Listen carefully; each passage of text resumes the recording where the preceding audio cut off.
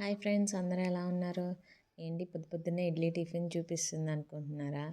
అవునండి, మాదైతే ఇడ్లీయే. దాంట్లోకైతే కారప్పొడి చేశాను. అదే అండి, ఫ్లాక్స్ సీడ్స్ కారప్పొడి. ఒమేగా 3 రిచ్ ఉండిద్దని అందరికి తెలుసు కదా.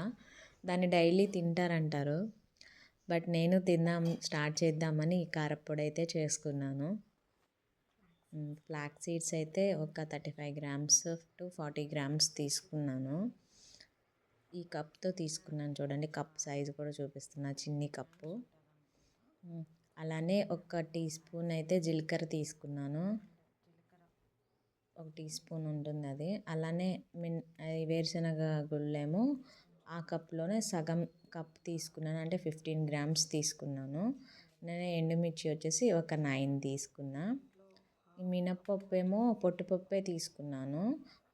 ఏ కప్ అయితే తీసుకున్నానో ఆ కప్ అంత మినపప్పు తీసుకున్నా, టేస్ట్ కోసం బాగుంటుంది. చింతపండు ఏమో ఒక 7 రెబ్బలు అలా తీసుకున్నాను. వెల్లుల్లి పీసెస్ తీసుకున్నాను చూడండి. ఇంకా కడాయి అయితే పెట్టేసేసి ముందైతే ఫ్లాక్స్ సీడ్స్ వేయించుకోవాలి. ఎందుకంటే ఫ్లాక్స్ సీడ్స్ త్వరగా మాడిపోతాయి కాబట్టి సపరేట్ వేయించుకుంటేనే బెటరు.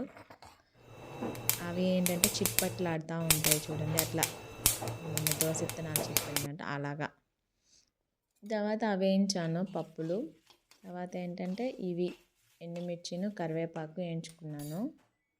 తర్వాత మొత్తం అన్నీ కలిపేసేసి మిక్సీ దాంట్లో వేసి ఒక ఉప్పు వేసారు, కల్లుప్పు టేస్ట్కి సరిపడా చూసి వేసుకోండి. నాకైతే అంత సరిపోయింది. ఇంకా అసలు ఏవి ఎడిషనల్గా కూడా నేను యాడ్ చేయలేదండి. తినేటప్పుడు చూశాను కదా, చాలా టేస్ట్ ఉంటుంది. మీరు ట్రై చేయండి. బరగ్గా పట్టుకోవాలండి. నచ్చితే కనుక లైక్ చేయండి.